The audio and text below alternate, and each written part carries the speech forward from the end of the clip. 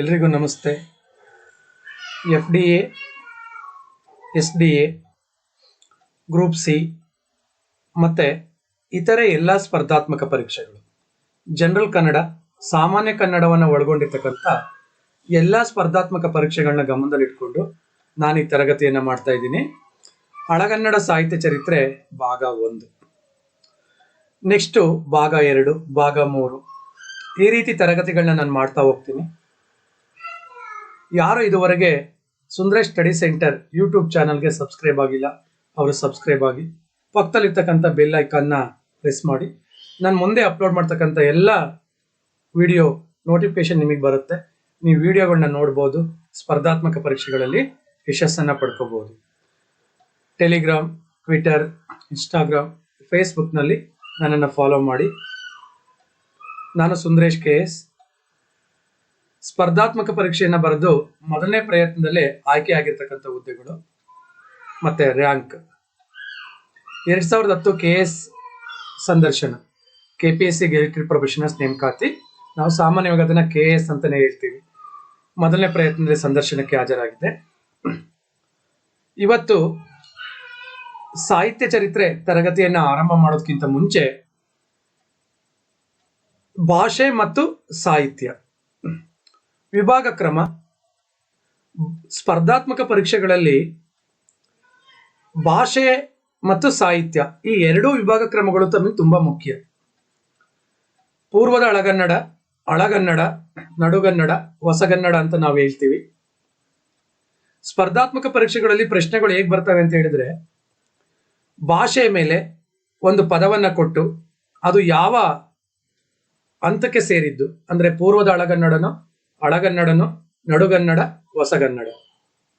ಇಲ್ಲಿ ಸಾಹಿತ್ಯ ಚರಿತ್ರೆ ಮೇಲೆ ಪ್ರಶ್ನೆಗಳು ವಿಭಾಗ ಕ್ರಮಕ್ಕೆ ಯಾವ ರೀತಿ ಬರ್ತವೆ ಅಂತ ಹೇಳಿದ್ರೆ, ಸುಮಾರು ಒಂದು 10 ಜನ ವಿದ್ವಾಂಸರು ಕನ್ನಡ ಸಾಹಿತ್ಯ ಚರಿತ್ರೆಯನ್ನ ತಮ್ಮದೇ ಆದಂತ ಸಂಶೋಧನಾ ಕ್ರಮದಲ್ಲಿ ಬೇರೆ ಬೇರೆ ಮಾನದಂಡಗಳನ್ನ ಇಟ್ಕೊಂಡು ವಿಭಾಗ ಕ್ರಮ ಮಾಡಿದ್ದಾರೆ. ಆ ವಿಭಾಗ ಕ್ರಮವನ್ನು ಕೊಟ್ಟು ಇದು ಯಾರು ಮಾಡಿದ್ದು ಅಂತ ನೇರವಾದಂತ ಪ್ರಶ್ನೆ ಕೇಳ್ತಾರೆ. ಒಂದು ಅನಂತರದಲ್ಲಿ ಕವಿ ಕೊಟ್ಟು, ಕುಮಾರವ್ಯಾಸನನ್ನ ಕೊಟ್ಟು ಯಾವ ಹಂತದಲ್ಲಿ ಯಾವ ಕನ್ನಡದಲ್ಲಿ ಕಂಡು ಬರೋದು, ನಡುಗನ್ನಡ, ಈ ರೀತಿ ಪ್ರಶ್ನೆಗಳು ಬರ್ತವೆ. ಅನಂತರದಲ್ಲಿ ಜನರಲ್ ಕನ್ನಡದಲ್ಲಿ ಇನ್ನೊಂದು ಗುಂಪಿಗೆ ಸೇರದನ್ನ ಗುರುತಿಸಿ ಅಥವಾ ಭಿನ್ನ ರೂಪವನ್ನು ಗುರುತಿಸಿ ಅಂತ ಒಂದು ಟಾಪಿಕ್ ಬರುತ್ತೆ. ಅಲ್ಲಿ ಮೂರು ಕೃತಿಗಳು ಹಳಗನ್ನಡ, ಒಂದು ಕೃತಿ ಹೊಸಗನ್ನಡ, ಅಥವಾ ಒಂದು ಕೃತಿ ಹಳಗನ್ನಡ, 3 ಕೃತಿ ಹೊಸಗನ್ನಡ, ಅಥವಾ ನಡುಗನ್ನಡ, ಹೊಸಗನ್ನಡ, ಈ ರೀತಿ ಬದಲಾವಣೆಯನ್ನ ಮಾಡ್ತಾರೆ. FDA 2019 ಆ ಕ್ವಶನ್ಗಳನ್ನ ನೋಡೋಣ. ರಾಮಾಯಣ ದರ್ಶನಂ, ಮೂಕಜ್ಜಿಯ ಕನಸುಗಳು, ಭಾರತ ಸಿಂಧು ರಶ್ಮಿ, ಕವಿರಾಜ ಮಾರ್ಗ ಅಂತ ಕೊಟ್ಟಿದ್ರು. ಗುಂಪಿಗೆ ಸೇರದನ್ನ ಗುರುತಿಸಿ. ಅಲ್ಲಿ ಕವಿರಾಜ ಮಾರ್ಗ ಗುಂಪಿಗೆ ಸೇರದನ್ನ ನಾವು ಗುರುತಿಸ್ತೀವಿ. ಕಾರಣ ಏನು ಅಂತ ಹೇಳಿದ್ರೆ, ಕಾಲಘಟ್ಟದ ಆಧಾರದ ಮೇಲೆ. ಹಾಗಾಗಿ ನೀವು ಸ್ಪರ್ಧಾತ್ಮಕ ಪರೀಕ್ಷೆಗೆ ತಯಾರಿಯನ್ನು ನಡೆಸುವಂತವ್ರು ವಿಭಾಗ ಕ್ರಮ, ಭಾಷೆ ಮತ್ತೆ ಸಾಹಿತ್ಯ ಎರಡೂ ದೃಷ್ಟಿಕೋನದಿಂದ ಓದ್ಕೋಬೇಕು. ಭಾಷೆಯ ಒಂದು ಭಾಗ ಸಾಹಿತ್ಯ. ಭಾಷೆ ಮೇಲೆ ಯಾವ ರೀತಿ ಪ್ರಶ್ನೆಗಳು ಕೇಳ್ತಿದ್ದಾರೆ ಅಂದ್ರೆ, ಪೆತ್ತ ಜಯಾನ್ ಎಂಬುದು ಯಾವ ಘಟ್ಟಕ್ಕೆ ಸೇರಿದ್ದು? ಪೂರ್ವದ ಹಳಗನ್ನಡಕ್ಕೆ. ನಾನು ಮುಂದೆ ತರಗತಿಯನ್ನ ಮಾಡುವಂತ ಸಂದರ್ಭದಲ್ಲಿ ನಾನು ಇದನ್ನು ತಿಳಿಸ್ಕೊಡ್ತೀನಿ. ಬಟ್ ಪ್ರಾರಂಭಿಕವಾಗಿ ನಿಮಗೆ ಈ ಮಾಹಿತಿಯನ್ನ ಕೊಟ್ಟಿದ್ದೀನಿ. ಭಾಷೆಯ ವಿಭಾಗ ಕ್ರಮದ ಬಗ್ಗೆ ನಾನು ಇವತ್ತು ಯಾಕೆ ಹೇಳ್ತಾ ಇಲ್ಲ ಅಂತ ಹೇಳಿದ್ರೆ, ಅದಕ್ಕೆ ವಿಭಕ್ತಿ ಪ್ರತ್ಯಯಗಳು ಗೊತ್ತಿರಬೇಕು, ಆಖ್ಯಾತ ಪ್ರತ್ಯಯಗಳು ಗೊತ್ತಿರಬೇಕು. ಪೂರ್ವದ ಹಳಗನ್ನಡ, ನಡುಗನ್ನಡ, ಹೊಸಗನ್ನಡವನ್ನ ಗುರುತಿಸೋಕೆ ಇವತ್ತು ಸಾಹಿತ್ಯ ಚರಿತ್ರೆಗೆ ಸಂಬಂಧಪಟ್ಟಂತೆ ವಿಭಾಗ ಕ್ರಮ ವಿದ್ವಾಂಸರು ಮಾಡಿರ್ತಕ್ಕಂಥದ್ದು ಈ ರೀತಿ ನೇರವಾದಂತ ಪ್ರಶ್ನೆ ಬರ್ತದೆ. ಕನ್ನಡ ಸಾಹಿತ್ಯ ಚರಿತ್ರೆಯನ್ನ ಪಂಪ ಪೂರ್ವಯುಗ, ಪಂಪಯುಗ, ಬಸವಯುಗ, ಕುಮಾರವ್ಯಾಸ ಯುಗ ಎಂದು ವಿಭಾಗ ಕ್ರಮ ಮಾಡಿದವರು ಯಾರು? 4 ಆಪ್ಷನ್ ಇದೆ. R Narasimhachar, BL Rice, EP Rice, Ramshi Mugali. R Narasimhachar ಅವರದು ಸ್ಪರ್ಧಾತ್ಮಕ ಪರೀಕ್ಷೆಯಲ್ಲಿ ಯಾವಾಗಲೂ ಕ್ವಶನ್ ಕೇಳ್ತಿರ್ತಾರೆ. ಒಂದು ಕವಿಚರಿತೆ ಯಾರ್ದು ಕೃತಿ? R ನರಸಿಂಹಾಚಾರ್. BL ರೈಸ್ ಅವ್ರ ಬಗ್ಗೆ ಎಪಿಗ್ರಫಿ ಆಫ್ ಕರ್ನಾಟಕ 12 ಸಂಪುಟಗಳಲ್ಲಿ ಶಾಸನಗಳನ್ನ ಸಂಪಾದನೆ ಮಾಡ್ತಾರೆ. ಮತ್ತೆ EP ರೈಸ್ ಕನ್ನಡ ಸಾಹಿತ್ಯ ಚರಿತ್ರೆ, ಅದು ಇಂಗ್ಲಿಷ್ ಅಲ್ಲಿ ಇದೆ, ನಾವು ಕನ್ನಡ ಸಾಹಿತ್ಯ ಚರಿತ್ರೆ ಅಂತ ಹೇಳ್ತೀವಿ. ಹಾಗೆ ರಂಶಿ ಮುಗುಳಿಯವರು ಒಂದು ಪುಸ್ತಕ ಬರೀತಾರೆ, ಕನ್ನಡ ಸಾಹಿತ್ಯ ಚರಿತ್ರೆ, ಒಂದು ಸಂಶೋಧನಾ ಗ್ರಂಥ. ಅದಕ್ಕೆ ಕೇಂದ್ರ ಸಾಹಿತ್ಯ ಅಕಾಡೆಮಿ ಪ್ರಶಸ್ತಿನೂ ಸಿಗುತ್ತೆ. ಅವರು ಆ ಪುಸ್ತಕದಲ್ಲಿ ಪಂಪಪೂರ್ವ ಯುಗ,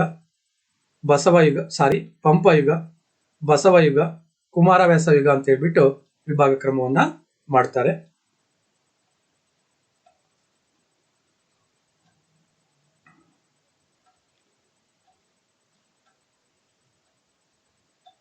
ಇಲ್ಲಿ ನೆಕ್ಸ್ಟ್ ಸ್ಲೈಡ್ ಅಲ್ಲಿ ನಾನು ಅದಕ್ಕೆ ಉತ್ತರ ಯಾವುದು ಅನ್ನೋದನ್ನು ಇಟ್ಟಿದ್ದೀನಿ. ಇನ್ನೇ ಸ್ಲೈಡ್ ಅಲ್ಲಿ ನಾನು ಅಲ್ಲೇ ಮಾರ್ಕ್ ಮಾಡಿರ್ತೀನಿ.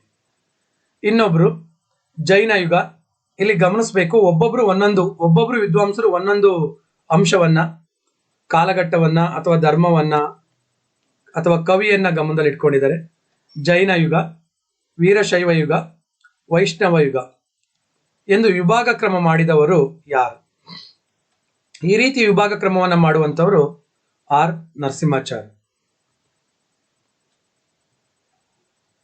ಇನ್ನೊಬ್ರು ವಿದ್ವಾಂಸರು ಪಂಪ ಯುಗ, ಹರಿಹರ ಯುಗ, ಕುಮಾರವ್ಯಾಸ ಯುಗ, ಆಧುನಿಕ ಯುಗ ಎಂದು ವಿಭಾಗ ಕ್ರಮ ಮಾಡಿದವರು ಯಾರು? ಮಾಡಿದ ವಿದ್ವಾಂಸರು ಯಾರು? ಮಾಡಿದವರು ಯಾರು? ಪ್ರಶ್ನೆಗಳು ಸ್ವಲ್ಪ ಚೇಂಜ್ ಇರ್ತವೆ. ಪ್ರಶ್ನೆಗಳ ಅಂದ್ರೆ ಕ್ವಶನ್ಗಳನ್ನ ಫ್ರೇಮ್ ಮಾಡಬೇಕಾದ್ರೆ. ತಸು ಶಾಮರಾಯರು ಅವರು ಕನ್ನಡ ಸಾಹಿತ್ಯ ಚರಿತ್ರೆ ಅಂತ ಒಂದು ಪುಸ್ತಕವನ್ನ ಬರೀತಾರಲ್ಲ, ಆ ಪುಸ್ತಕದಲ್ಲಿ ಅವರು ಈ ರೀತಿ ವಿಭಾಗ ಕ್ರಮವನ್ನ ಮಾಡ್ಕೊಂಡಿರೋದನ್ನ ನಾವು ಗಮನಿಸಬಹುದು.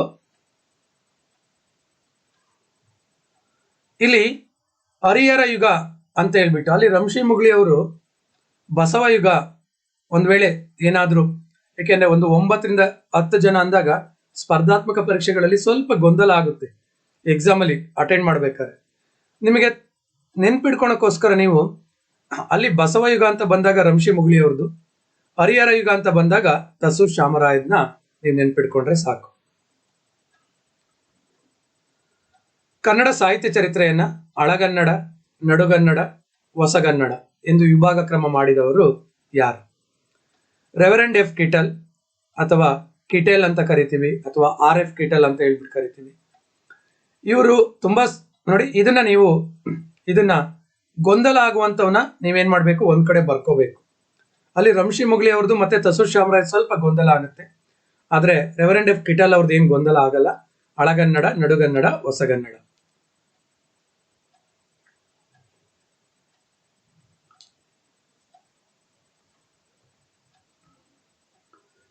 ಮತ್ತೊಬ್ರು ವಿದ್ವಾಂಸರು ಕ್ಷಾತ್ರ ಯುಗ, ಮತ ಪ್ರಚಾರಕ ಯುಗ, ಸಾರ್ವಜನಿಕ ಯುಗ, ಆಧುನಿಕ ಯುಗ ಎಂದು ವಿಭಾಗ ಕ್ರಮವನ್ನ ಮಾಡಿದಂಥವ್ರು ತೀತಾ ಶರ್ಮಾ. ಕನ್ನಡ ವಕ್ಕಿ ತೀತಾ ಶರ್ಮಾ ಅಂತ ಹೇಳ್ಬಿಟ್ಟು ಅವರು ಮಾಡುವಂಥದ್ದು. ಇದನ್ನು ಸ್ಪರ್ಧಾತ್ಮಕ ಪರೀಕ್ಷೆ ದೃಷ್ಟಿಯಿಂದ ನಾವು ನೆನ್ಪಿಡ್ಕೊಳಕ್ಕೆ ಸಮಸ್ಯೆ ಆಗಲ್ಲ. ಇಲ್ಲಿ ಕ್ಷಾತ್ರ ಯುಗ ಅಂತ ಹೇಳ್ಬಿಟ್ಟು ಬೇರೆ ಎಲ್ಲೂ ಬರಲ್ಲ. ಕ್ಷಾತ್ರ ಯುಗ ಅಂತ ಹೇಳ್ಬಿಟ್ಟು ಬೇರೆ ವಿದ್ವಾಂಸರ ವಿಭಾಗ ಕ್ರಮದಲ್ಲಿ ಬರ್ದೇ ಇರೋದ್ರಿಂದ ತೀತಾ ಶರ್ಮಾ ಅವ್ರದ್ದು ಕನ್ನಡ ವಕ್ಕಿ ತೀತಾ ಶರ್ಮಾ, ಕ್ಷಾತ್ರ ಯುಗ ಅಂತ ನೆನ್ಪಿಡ್ಕೊಂಡ್ರೆ ನೀವು 4 ಗುರುತಿಸಬಹುದು. ಮತ್ತೊಬ್ರು ವಿದ್ವಾಂಸರು ಆರಂಭ ಕಾಲ, ಪಂಪ ಯುಗ, ಸ್ವತಂತ್ರ ಯುಗ, ಚಿಕ್ಕದೇವರಾಯನ ಕಾಲ, ಸಂಧಿ ಕಾಲ. ಈ ರೀತಿ ವಿಭಾಗ ಕ್ರಮವನ್ನ ಮಾಡಿದಂಥವ್ರು ಕೆ ವೆಂಕಟರಾಮಪ್ಪ.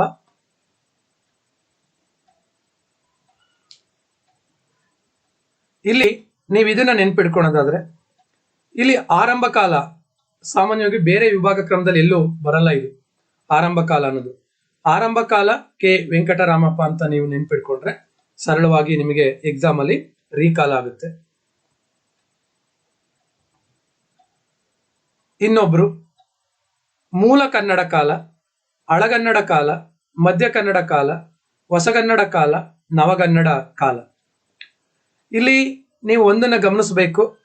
ನೀವು ಇದನ್ನ ನೆನ್ಪಿಡ್ಕೊಳೋದಾದ್ರೆ ಇಲ್ಲಿ ನವಗನ್ನಡ ಅಂತ ಬರುತ್ತೆ. ನವಗನ್ನಡ ಅಂತ ಬರುತ್ತಲ್ಲ, ಈ ನವಗನ್ನಡ ಅಂತಕ್ಕಂಥದನ್ನ ನೀವು ನೆನ್ಪಿಡ್ಕೊಂಡ್ರೆ ಒಂದು ಇಲ್ಲಿ ನವಗನ್ನಡ. ಹಾಗೆ ಇಲ್ಲಿ ಮೂಲ ಕನ್ನಡ ಅಂತ ಇದೆಯಲ್ಲ, ಮೂಲ ಕನ್ನಡ ಇದನ್ನ ನೀವು ನೆನ್ಪಿಡ್ಕೊಂಡ್ರೆ ಶ್ರೀ ಎಂ.ಎ. ರಾಮಾನುಜಯ್ಯ ಗಾರು ಅವರು ಮಾಡಿರ್ತಕ್ಕಂಥ ವಿಭಾಗ ಕ್ರಮ.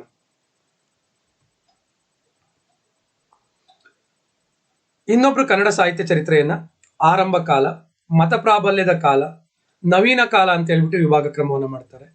ಇದನ್ನ ಮಾಡಿದ್ದು ಬಿ ಎಂ ಶ್ರೀಕಂಠಯ್ಯನವರು. ನೀವು ಬಿ ಎಂ ಶ್ರೀಕಂಠಯ್ಯನವ್ರನ್ನ ನೆನ್ಪಿಡ್ಕೊಳೋದಾದ್ರೆ ನೀವ್ ಏನ್ ಮಾಡ್ಬೋದು, ಇಲ್ಲಿ ಒಂದು ಬರುತ್ತೆ, ಏನದು ಆರಂಭ ಕಾಲ ಬಿಡಿ ಹಿಂದೆ ಬಂತು, ಇಲ್ಲಿ ನವೀನ ಕಾಲ ಅಂತ ಬರುತ್ತಲ್ಲ, ನೀವು ಇದನ್ನ ಅಥವಾ ಮತ ಪ್ರಾಬಲ್ಯದ ಕಾಲ ಅಥವಾ ನವೀನ ಕಾಲ ಇವೆರಡನ್ನ ನೆನ್ಪಿಡ್ಕೊಂಡ್ರೆ ಬಿ ಎಂ ಶ್ರೀ ಅವರು ಅಂತ ಹೇಳ್ಬಿಟ್ಟು ಈಸಿಯಾಗಿ ಗುರುತಿಸಬಹುದು. ನೀವ್ ಏನ್ ಮಾಡ್ಬೇಕು ಅಂತ ಹೇಳಿದ್ರೆ, ಇದು ಸ್ವಲ್ಪ ಒಂದೊಂದು ಪೇಜಲ್ಲಿ ಒಬ್ಬೊಬ್ಬರನ್ನ ಒಂದೊಂದು ಸ್ಲೈಡ್ ಅಲ್ಲಿ ಒಬ್ಬೊಬ್ಬರನ್ನ ಓದ್ಕೊಂಡ್ರೆ ಅಥವಾ ಎಕ್ಸ್ಪ್ಲೇನ್ ಮಾಡಿದ್ರೆ ಸ್ವಲ್ಪ ಗೊಂದಲ ಆಗುತ್ತೆ. ಅದಕ್ಕೆ ನೀವು ಒಂದು ನೋಟ್ ಬುಕ್ ತಗೊಂಡು ಒಂದೇ ಪೇಜಲ್ಲಿ 7 ಜನದ್ದು ಅಥವಾ 8, 9, 10 ಜನದ್ದು ನಾನು ಏನ್ ಕೊಟ್ಟಿದ್ದೀನಲ್ಲ ಅದನ್ನ ಒಂದ್ ಕಡೆ ಬರ್ದಿಡ್ಕೊಂಡ್ರೆ ನೀವು ಪ್ರತಿ ದಿವಸ ತೆಗೆದು ನೋಡ್ತಾ ಇದ್ರೆ ಗೊಂದಲ ಆಗಲ್ಲ. ಅದರಲ್ಲೂ ರಂಶಿ ಮುಗಳಿ ಅವ್ರದ್ದು ತುಂಬಾ ಮುಖ್ಯ, ಸಾಕಷ್ಟು ಸ್ಪರ್ಧಾತ್ಮಕ ಪರೀಕ್ಷೆಯಲ್ಲಿ ಕೇಳಿದ್ದಾರೆ. ಇವತ್ತು ಭಾಗ 1 ಸಾಹಿತ್ಯ ಚರಿತ್ರೆ ತರಗತಿ ಮಾಡ್ತಾ ಇದ್ದೀನಿ. ಇದರಲ್ಲಿ ವಿಭಾಗ ಕ್ರಮವನ್ನ ನೋಡುದು ನಮಗೆ ಸಾಹಿತ್ಯ ಚರಿತ್ರೆಯನ್ನ FDA STA ಸುಮಾರು 15ರಿಂದ 20 ಕ್ವಶನ್ ಇರ್ತವೆ. Group C non technical Kannada ಇರುತ್ತಲ್ಲ 35 ಮಾರ್ಕ್ಸಿಗೆ, ಅದರಲ್ಲಿ ಸುಮಾರು 35 ಕ್ವಶನ್ ಇರುತ್ತೆ. ಅದರಲ್ಲಿ ಸುಮಾರು ಹೆಚ್ಚು ಪ್ರಶ್ನೆಗಳು ಸುಮಾರು ಅಂತ ಹೇಳಿದ್ರೆ ಒಂದು 16, 17, 18, 20 ಸಾಹಿತ್ಯ ಚರಿತ್ರೆಯಿಂದ ಬರ್ತಾ ಇದ್ದಾವೆ. ಅದಕ್ಕೋಸ್ಕರ ಇಲ್ಲಿ ಸಾಹಿತ್ಯ ಚರಿತ್ರೆಯನ್ನು ಓದೋದಕ್ಕೆ ಪ್ರಾರಂಭ ಮಾಡೋದಕ್ಕಿಂತ ಮುಂಚೆ ಹಿಂದೆ ಪ್ರಶ್ನೆಗಳು ಯಾವ ರೀತಿ ಬಂದಿದ್ದಾವೆ, ಜನರಲ್ ಕನ್ನಡ, ನಾನಿಲ್ಲಿ ತಗೊಂಡಿರೋದು ಕನ್ನಡ ಕ್ವಶನ್ ಪೇಪರ್ ಅಲ್ಲ, only general Kannada question paper, SDA 2019 ಪ್ರಶ್ನೆ ಪತ್ರಿಕೆ. ಕನ್ನಡ ಸಾಹಿತ್ಯ ಚರಿತ್ರೆಯಲ್ಲಿ ತುಂಬಾ ಪ್ರಾಚೀನವಾದಂತ ಕೃತಿ. ಇದಕ್ಕೆ ಸರಿಯಾದಂತ ಉತ್ತರ ಕವಿರಾಜ ಮಾರ್ಗ. ಇಲ್ಲಿ ಇರ್ತಕ್ಕಂಥ ಆಪ್ಷನ್ಗಳಿದಾವಲ್ಲ, ಆಪ್ಷನ್ಗಳು ಸ್ವಲ್ಪ ನಾನು ಎಕ್ಸ್ಪ್ಲೇನ್ ಮಾಡ್ತೀನಿ. ಮತ್ತೆ ಇಲ್ಲಿ ಸ್ವಲ್ಪ ಏನು ಗೊಂದಲ ಆಗುತ್ತೆ ಅನ್ನೋದನ್ನು ಸ್ವಲ್ಪ ನಾನು ನಿಮಗೆ ಹೇಳಲಿಕ್ಕೆ ಪ್ರಯತ್ನವನ್ನ ಮಾಡ್ತೀನಿ.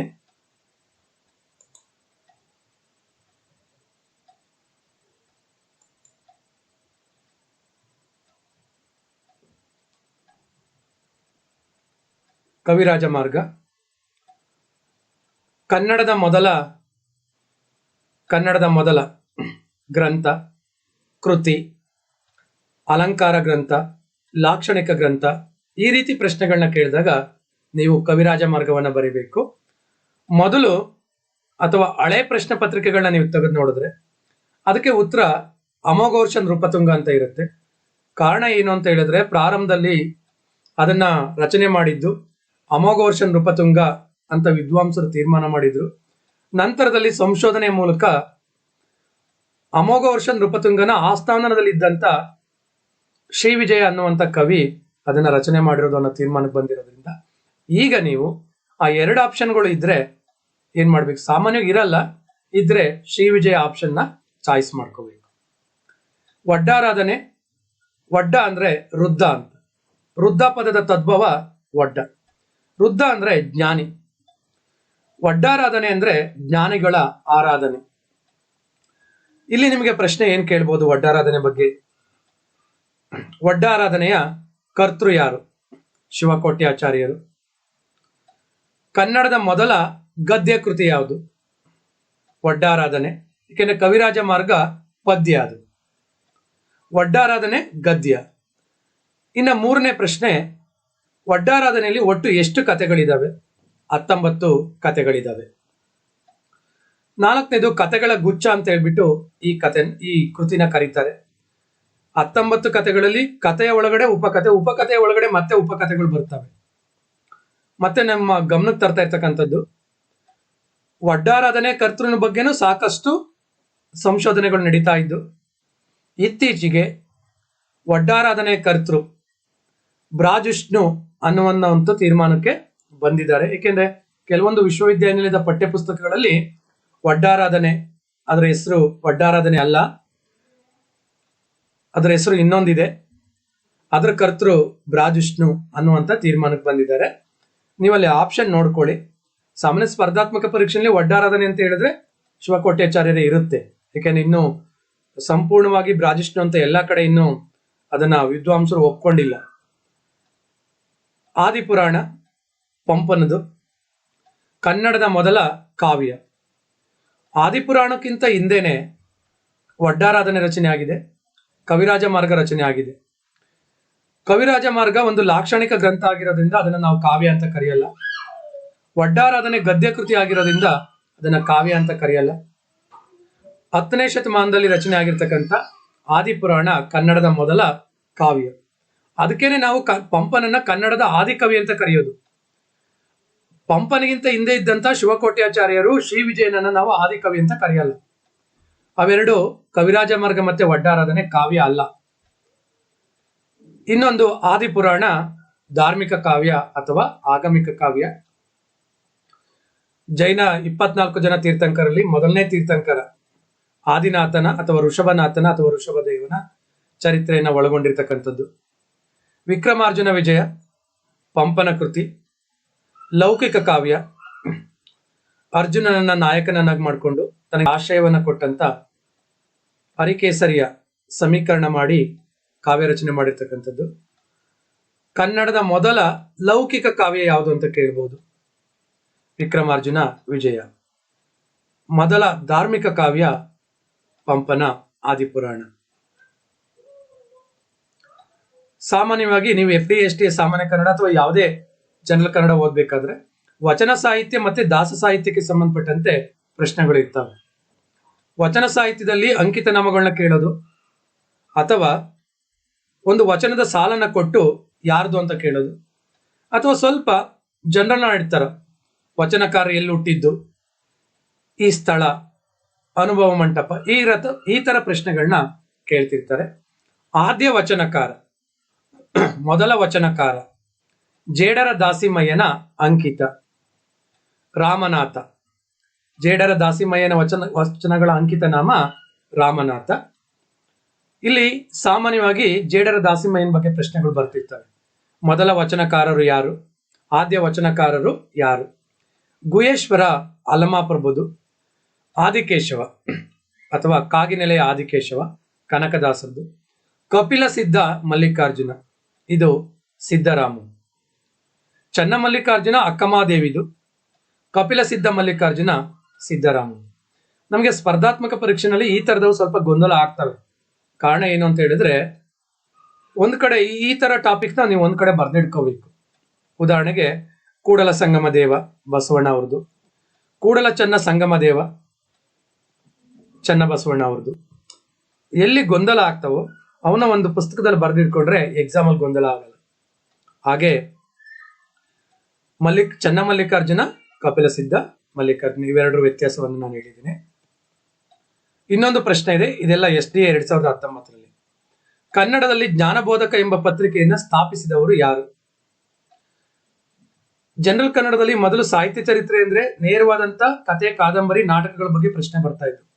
ಆದ್ರೆ ಇತ್ತೀಚೆಗೆ ಆ ಸಾಹಿತ್ಯಕ್ಕೆ ಸಂಬಂಧಪಟ್ಟಂತೆ, ಕರ್ನಾಟಕ ಕಲ್ಚರ್ಗೆ ಸಂಬಂಧಪಟ್ಟಂತೆ ಪತ್ರಿಕೆಗಳಿರ್ಬೋದು, ಕೆಲವೊಂದು ಸಂಸ್ಥೆಗಳಿರ್ಬೋದು, ಈ ತರ ಪ್ರಶ್ನೆಗಳು ಬರ್ತಿದ್ದಾವೆ. ವೆಂಕಟ ರಂಗೋಕಟ್ಟಿ ಅಂತಕ್ಕಂಥವ್ರು ಜ್ಞಾನಬೋಧಕ ಎಂಬ ಪತ್ರಿಕೆಯನ್ನ ಸ್ಥಾಪನೆ ಮಾಡ್ತಾರೆ. ಇದು ಸ್ವಲ್ಪ ಆ ಪತ್ರಿಕೆನಲ್ಲಿ ಸಾಹಿತ್ಯ ಚರಿತ್ರೆ ಪಾರ್ಟ್ ಅಥವಾ ಕನ್ನಡ ಕಲ್ಚರ್ ಪಾರ್ಟ್ ಇಂದ ಒಂದು ಕಠಿಣವಾದಂತ ಪ್ರಶ್ನೆ. ಈ ಪತ್ರಿಕೆಗಳ ಜೊತೆಗೆ ನೀವು ಇನ್ನೂ ಕೆಲವೊಂದು ಪತ್ರಿಕೆಗಳಿದಾವೆ. ಉದಾಹರಣೆಗೆ ಗೋಪಾಲಕೃಷ್ಣ ಅಡಿಗರ್ದು ಸಾಕ್ಷಿ, ನವಕರ್ನಾಟಕ ಪಬ್ಲಿಕೇಶನ್ ಅವ್ರು ತರ್ತಾರಲ್ಲ ಹೊಸತು, ಅನಂತಮೂರ್ತಿ ಅವರು ರುಜುವಾತು, ಮೈಸೂರು ವಿಶ್ವವಿದ್ಯಾನಿಲಯ ಪ್ರಕಟ ಮಾಡುವಂತ ಪ್ರಬುದ್ಧ ಕರ್ನಾಟಕ, ಮತ್ತೆ ಧಾರವಾಡ ಕರ್ನಾಟಕ ವಿವಿ ಮಾಡ್ತಕ್ಕಂಥ ಕರ್ನಾಟಕ ಭಾರತ್. ಈ ತರ ಪತ್ರಿಕೆಗಳನ್ನ ನೀವು ಒಂದ್ ಕಡೆ ನೋಟ್ ಮಾಡಿ ಇಟ್ಕೋಬೇಕಾಗುತ್ತೆ. ನಾನು ಮುಂದಿನ ದಿನಗಳಲ್ಲಿ ತಿಳಿಸ್ಕೊಡ್ತೀನಿ. ಯಾಕೆಂದ್ರೆ ಇದು ಪಾರ್ಟ್ 1 ಇರೋದ್ರಿಂದ ನಾನು ಸ್ವಲ್ಪ ಸಂಕ್ಷಿಪ್ತವಾಗಿ ಹೇಳಲಿಕ್ಕೆ ಪ್ರಯತ್ನವನ್ನ ಮಾಡ್ತಾ ಇದ್ದೀನಿ. ಇನ್ನೊಂದು ಪ್ರಶ್ನೆ, 14 ಸಾಲಿನ ಕವಿತೆಗೆ ಡ್ಯಾಶ್ ಎನ್ನುತ್ತಾರೆ? ಷಟ್ಪದಿ, ಸಾನೆಟ್, ಕಂದ, ಕಥನ ಕವನ. ಸ್ಪರ್ಧಾತ್ಮಕ ಪರೀಕ್ಷೆಗಳಲ್ಲಿ ನಾವು ಆಪ್ಷನ್ ರಿಮೂವ್ ಮಾಡೋದು ತುಂಬಾ ಮುಖ್ಯ. ನಿಮಗೆಲ್ಲ ಗೊತ್ತಿದೆ, ಕಂದ ಅಂದ ತಕ್ಷಣ 4 ಸಾಲಿನ ಪದ್ಯ. ಕಂದ 4 ಸಾಲಿನ ಪದ್ಯ. ತುಂಬಾ ಜನ 4 ಸಾಲಿನ ಪದ್ಯ ಬರೀ ಕಂದ ಮಾತ್ರ ಅಂತ ಅನ್ಕೊಂಡು, ಇಲ್ಲ, ಸಾಂಗತ್ಯ 4 ಸಾಲು. ಖ್ಯಾತ ಕರ್ನಾಟಕ ವೃತ್ತಗಳಿದಾವಲ್ಲ, ಖ್ಯಾತ ಕರ್ನಾಟಕ ವೃತ್ತಗಳು 4 ಸಾಲು. ಕಂದ ಪದ್ಯನು 4 ಸಾಲು. ಇಲ್ಲಿ ಗಮನಿಸಬೇಕಾಗಿರ್ತಕ್ಕಂಥದ್ದು, ಕಂದ ಮಾತ್ರಾ ಛಂದಸ್ಸು ಅಥವಾ ಮಾತ್ರಾಗಣ. ಸಾಂಗತ್ಯ ಅಂಶ ಛಂದಸ್ಸು ಅಥವಾ ಅಂಶಗಣ. ಖ್ಯಾತ ಕರ್ನಾಟಕ ವೃತ್ತಗಳು ಅಕ್ಷರಗಣ ಅಥವಾ ಅಕ್ಷರ ಛಂದಸ್ಸು. ಇದು ವ್ಯತ್ಯಾಸ. ಮತ್ತೆ ಕಥನ ಕವನಗಳಿಗೆ ಸಾಲುಗಳ ಮಿತಿ ಇಲ್ಲ. ಕಥನ ಕವನಗಳಿಗೆ ಸಾಲುಗಳ ಮಿತಿ ಇಲ್ಲ. ಇಲ್ಲಿ ಷಟ್ಪದಿಯಿಂದ ನಿಮಗೆ ಗೊತ್ತಾಗುತ್ತೆ 6 ಸಾಲಿನ ಪದ್ಯಗಳು. ಇದನ್ನ ಆಪ್ಷನ್ ರಿಮೂವ್ ಮಾಡಬಹುದು, ಇದನ್ನ ಆಪ್ಷನ್ನ ರಿಮೂವ್ ಮಾಡಬಹುದು. ಸ್ಯಾನೆಟ್ ಅಂದ್ರೆ ಸ್ಯಾನೆಟ್, ಇದಕ್ಕೆ ಅಷ್ಟಷಟ್ಪದಿ ಅಂತಾನೂ ಕರೀತಾರೆ, ಚತುರ್ದಶಪದಿ ಅಂತಾನೂ ಕರೀತಾರೆ, ಸುನೀತ ಅಂತ ಹೇಳ್ಬಿಟ್ಟು ಕರೀತಾರೆ. 8 6 14 ಸಾಲಿನ ಪದ್ಯವನ್ನ 14 ಸಾಲಿನ ಪದ್ಯವನ್ನ ಸಾನೆಟ್ ಅಂತ ಹೇಳ್ಬಿಟ್ಟು ಕರೀತಾರೆ. ನಿಮಗೆ ಇಲ್ಲಿ ಸ್ಪರ್ಧಾತ್ಮಕ ಪರೀಕ್ಷೆಯಲ್ಲಿ ಯಾವ ರೀತಿ ಪ್ರಶ್ನೆ ಬರ್ಬೋದು ಅಂತ ಹೇಳಿದ್ರೆ, ಏನು ಚತುರ್ದಶಪದಿ ಅಂತ ಯಾರು ಕರೆದಿದ್ದು, ಸುನೀತ ಅಂತ ಯಾರು ಕರೆದಿದ್ದು, ಅಷ್ಟಷಟ್ಪದಿ ಅಂತ ಯಾರು ಕರೆದಿದ್ದು, ಈ ತರ ಪ್ರಶ್ನೆಗಳು ಬರ್ತವೆ ಕೆಲವೊಂದ್ಸರಿ. ಯಾಕೆಂದ್ರೆ ಈ ಪ್ರಶ್ನೆ ಬಂದಿದೆ ಅಂದ್ರೆ ನೆಕ್ಸ್ಟ್ ಅಲ್ಲಿಗೆ ಶಿಫ್ಟ್ ಆಗುವಂಥದ್ದು. ಕಾಂಪಿಟೇಟಿವ್ ಎಕ್ಸಾಮ್ ಯಾವಾಗಲೂ ಹೇಗಿರುತ್ತೆ ಅಂದ್ರೆ, ವರ್ಷದಿಂದ ವರ್ಷಕ್ಕೆ ಏರಿಯಾ ಅದೇ ಇದ್ರು, ವಿಷಯ ಟಾಪಿಕ್ ಅದೇ ಇದ್ರು, ಕ್ವಶನ್ಸ್ ಶಿಫ್ಟ್ ಆಗ್ತವೆ. ಈಗ ಮೊದಲು ಛಂದಸ್ ಬಗ್ಗೆ ಕೊಡ್ತಾ ಇದ್ರು, ಈಗ ಹೊಸಗನ್ನಡ ಛಂದಸ್ ಬಗ್ಗೆ ಕೊಡ್ತಾ ಇದ್ದಾರೆ. ಇದನ್ನ ಗುರ್ಸ್ಕೊಂಡು ಓದ್ಬೇಕು. ಮುಂದೆ ನಾನು ಛಂದಸ್ ತರಗತಿ ಮಾಡ್ತೀನಲ್ಲ, ಆ ಸಂದರ್ಭದಲ್ಲಿ ಇದನ್ನ ತಿಳಿಸ್ಕೊಡ್ತೀನಿ. ಇನ್ನೊಂದು ಪ್ರಶ್ನೆ, ಸಂಚೀವನ್ನಮ್ಮ ರಚಿಸಿದ ಅಧಿಬದೆಯ ಧರ್ಮ ಎಂಥ ಕಾವ್ಯ?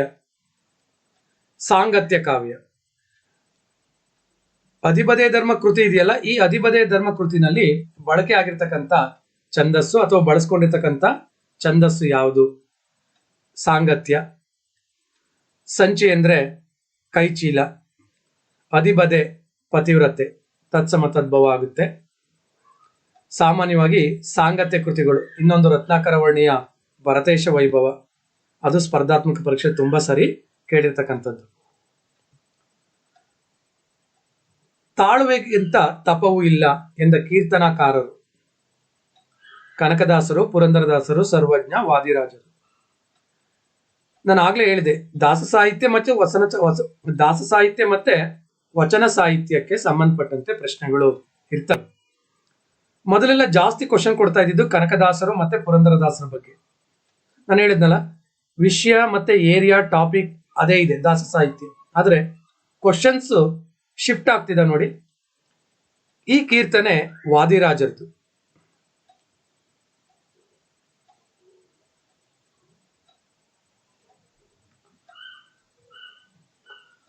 ಹೊಸಗನ್ನಡ ಸಾಹಿತ್ಯ ಚರಿತ್ರೆ ಸಂಬಂಧಪಟ್ಟಂತೆ ಕುರುಡು ಕಾಂಚಾಣ ಕುಣಿಯುತ್ತಲಿತ್ತು ಪದ್ಯವನ್ನ ರಚಿಸಿದ ಕವಿ ದ ರಾ ಬೇಂದ್ರೆಯವರ ಒಂದು ಪದ್ಯ ಇದು. ಇಲ್ಲಿ ನಿಮಗೆ DS ಕರ್ಕಿ ಅವ್ರದ್ದು ಕನ್ನಡ ಛಂದೋ ವಿಕಾಸ, ಚನ್ನವೀರ ಕಣ್ವೆಯವ್ರದ್ದು ಕೇಂದ್ರ ಸಾಹಿತ್ಯ ಅಕಾಡೆಮಿ ಪ್ರಶಸ್ತಿಯನ್ನು ಪಡೆದಂತ ಜೀವಧ್ವನಿ, ಕುವೆಂಪು ಅವ್ರದ್ದು 2 ಕಾದಂಬರಿಗಳು, ಕಾನೂರು ಸುಬ್ಬಮ್ಮ ಹೆಗ್ಗಡತಿ, ಮಲೆಗಳಲ್ಲಿ ಮದುಮಗಳು, ಮಹಾಕಾವ್ಯ ಶ್ರೀ ರಾಮಾಯಣ ದರ್ಶನಂ. ಒಂದೊಂದು 2 ವಿಚಾರವನ್ನ ಹೇಳ್ತಾ ಇದ್ದೀನಿ ಅಷ್ಟೇ, ನಾನು ಆಪ್ಷನ್ಸ್ ನ ಎಕ್ಸ್ಪ್ಲೈನ್ ಮಾಡೋಕ್ಕೋಸ್ಕರ. ಕುವೆಂಪು ಅವ್ರ ಬಗ್ಗೆ, ಬೇಂದ್ರೆ ಬಗ್ಗೆ, ಚನ್ನವೀರ ಕಣ್ವೆ ಅವ್ರ ಬಗ್ಗೆ, DS ಕರ್ಕಿ ಅವ್ರ ಬಗ್ಗೆ ನೀವು ಓದ್ಕೋಬೇಕು. ಯಾಕೆ ನೀವೆಲ್ಲ ಕ್ವಶನ್ ಬರುವಂತ ಟಾಪಿಕ್ಸ್.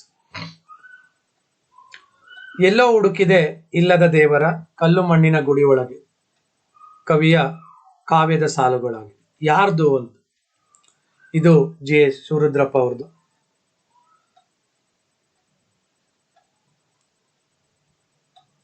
ನೋಡಿ, SDA ಪ್ರಶ್ನೆ ಪತ್ರಿಕೆಯನ್ನ ಇದುವರೆಗೆ ವಿಶ್ಲೇಷಣೆಯನ್ನ ಮಾಡಿದೆ. ಸಾಹಿತ್ಯ ಚರಿತ್ರೆ ತರಗತಿಯನ್ನ ಆರಂಭ ಮಾಡೋದಕ್ಕಿಂತ ಮುಂಚೆ ಇಲ್ಲಿ ಎಲ್ಲರೂ ಗಮನಿಸಬೇಕಾಗಿರ್ತಕ್ಕಂಥದ್ದು, ಹೊಸಗನ್ನಡ ಸಾಹಿತ್ಯ ಚರಿತ್ರೆಯಿಂದ 1 ಪ್ರಶ್ನೆ, 2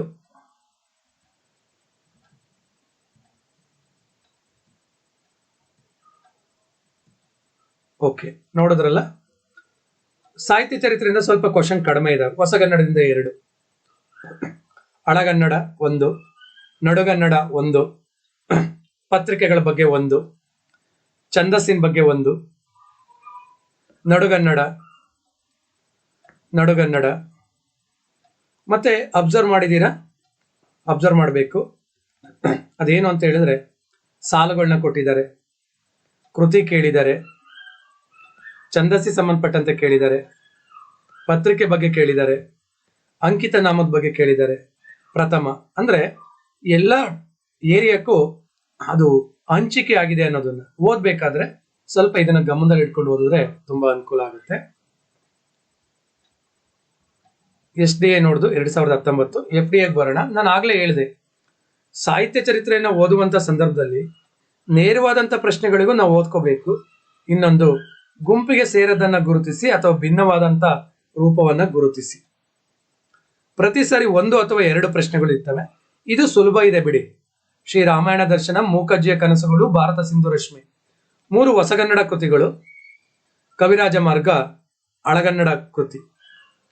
ಇಲ್ಲಿ 3 ಜ್ಞಾನಪೀಠ ಪ್ರಶಸ್ತಿ. ಕವಿರಾಜ ಮಾರ್ಗ ಜ್ಞಾನಪೀಠ ಪ್ರಶಸ್ತಿ ಅಲ್ಲ ಅಂತ ಸ್ಪರ್ಧಾತ್ಮಕ ಪರೀಕ್ಷೆಗಳಿಗೆ ಓದುವಂತವ್ರು ಹೇಳ್ತಾರೆ. ಆದ್ರೆ ಈ ಪ್ರಶ್ನೆ ಆ ರೀತಿ ಆಗಿದ್ರೆ ಇಲ್ಲಿ ಜ್ಞಾನಪೀಠ ಪ್ರಶಸ್ತಿಯನ್ನ ಪಡೆದೇ ಇರ್ತಕ್ಕಂಥ ಇನ್ನೊಂದು ಕೃತಿ ಕೊಡ್ಬೋದಿತ್ತು. ಆದ್ರೆ ಇದು ಕಾಲಘಟ್ಟದ ಮೇಲೆ ರಚನೆ ಆಗಿರ್ತಕ್ಕಂಥ ಪ್ರಶ್ನೆ ಇದು. ಇದನ್ನ ನೋಡ್ಕೊಂಡ್ರೆ ನೆಕ್ಸ್ಟ್ ನೀವು ಮುಂದೆ ಗುಂಪಿಗೆ ಸೇರದನ್ನ ಗುರುತಿಸಬೇಕಾದ್ರೆ ಕಾಲಘಟ್ಟದ ಮೇಲೆ ಪ್ರಶ್ನೆಗಳು ಬರ್ತವೆ ಅಂತ ಹೇಳ್ಬಿಟ್ಟು ನೀವು ತಿಳ್ಕೊಬಹುದು. ಓಕೆನಾ? ಕವಿರಾಜ ಮಾರ್ಗ ಇದಕ್ಕೆ ಸರಿಯಾದಂತ ಉತ್ತರ. ಭಾಷಾ ವಿಜ್ಞಾನದ ಮೂಲ ತತ್ವಗಳು ಕೃತಿಯನ್ನ ರಚಿಸಿದವರು ಡಾಕ್ಟರ್ ಎಂ ಚಿದಾನಂದ ಮೂರ್ತಿ ಅವರು. ಅವ್ರದ್ದು ಇನ್ನೊಂದು ಕೃತಿ ಇದೆ, ಕನ್ನಡ ಶಾಸನಗಳ ಸಾಂಸ್ಕೃತಿಕ ಅಧ್ಯಯನ. ಇನ್ನೊಂದು ಹೊಸತು ಅವರಿಗೆ ಕೇಂದ್ರ ಸಾಹಿತ್ಯ ಅಕಾಡೆಮಿ ಪ್ರಶಸ್ತಿನ ತಂದುಕೊಡುತ್ತೆ. ಡಾಕ್ಟರ್ ಸವದತ್ತಿ ಮಠ, ಸಂಗಮೇಶ್ವರ ಸವದತ್ತಿ ಮಠ ಭಾಷಾ ವಿಜ್ಞಾನದ ಬಗ್ಗೆ ಸಾಕಷ್ಟು ಕೆಲಸವನ್ನ ಮಾಡಿದ್ದಾರೆ. ಸಾಕಷ್ಟು ಕೃತಿಗಳಿದಾವೆ. ಕನ್ನಡ ಭಾಷಾ ವ್ಯಾಸಂಗ, ತೌಲನಿಕ ದ್ರಾವಿಡ ಭಾಷಾ ವಿಜ್ಞಾನ ಪುಸ್ತಕಗಳು. ರಾಜೇಶ್ವರಿ ಮಹೇಶ್ವರಯ್ಯ ಇವರು ಭಾಷಾ ವಿಜ್ಞಾನಕ್ಕೆ ಸಂಬಂಧಪಟ್ಟಂತವ್ರು. ಕುಶಲಪ್ಪ ಗೌಡ ಕೆ, ಅಥವಾ ಇಲ್ಲಿ ಕುಶಲಪ್ಪ ಗೌಡ ಅಂತ ಇದೆ, ಕುಶಲಪ್ಪ ಗೌಡ ಕೆ, ಇವರು ಭಾಷೆ ಮತ್ತೆ ವ್ಯಾಕರಣದ ಬಗ್ಗೆ ಸಾಕಷ್ಟು ಕೆಲಸ ಮಾಡಿದ್ದಾರೆ. ಇವ್ರದ್ದು ಒಂದು ಕೃತಿ ಇದೆ, ಒಂದು ಸಂಶೋಧನಾ ಗ್ರಂಥ, ಕನ್ನಡ ಭಾಷೆ ಮತ್ತು ವ್ಯಾಕರಣಗಳ ಒಂದು ಸಮೀಕ್ಷೆ. ಇಲ್ಲಿ ನಾನು ಯಾಕೆ ಇವ್ರನ್ನ ಭಾಷಾ ವಿಜ್ಞಾನಿಗಳು ಅಂತ ನಿಮ್ಗೆ ಹೇಳ್ತಾ ಇದ್ದೀನಿ ಅಂತ ಹೇಳಿದ್ರೆ, ಇಲ್ಲಿ ಒಂದು ಗಮನಿಸಬೇಕು. ಕೆಲವೊಂದ್ಸರಿ ಸ್ಪರ್ಧಾತ್ಮಕ ಪರೀಕ್ಷೆಗಳಲ್ಲಿ ಪ್ರಶ್ನೆಗಳು ಯಾವ ರೀತಿ ಬರ್ತವೆ ಅಂತ ಹೇಳಿದ್ರೆ, ಇವರು ಯಾವ ಪ್ರಕಾರ ಸಾಹಿತ್ಯ ಚರಿತ್ರೆ ಅಂದ್ರೆ ಕಥೆಗಾರರು, ಕಾದಂಬರಿಕಾರರು, ನಾಟಕಕಾರರು, ವಿಮರ್ಶಕರು, ಸಂಶೋಧಕರು, ಈ ರೀತಿ ಪ್ರಶ್ನೆಗಳು ಬರ್ತವೆ. ಅದಕ್ಕೋಸ್ಕರ ನಾವು ಈ ಕಡೆಯಿಂದನೂ ಓದ್ಕೋಬೇಕು. ಇನ್ನೊಂದು ಪ್ರಶ್ನೆ, ಕನ್ನಡ ವ್ಯಾಕರಣವನ್ನು ಸಂಸ್ಕೃತದಲ್ಲಿ ಬರೆದ ಪಂಡಿತರು ಯಾರು? 1ನೇ ನಾಗವರ್ಮ ಚಂದೋಂಬುದಿ, ಕರ್ನಾಟಕ ಕಾದಂಬರಿ ಅನ್ನುವಂತ 2 ಗ್ರಂಥಗಳನ್ನ ರಚನೆ ಮಾಡ್ತಾರೆ.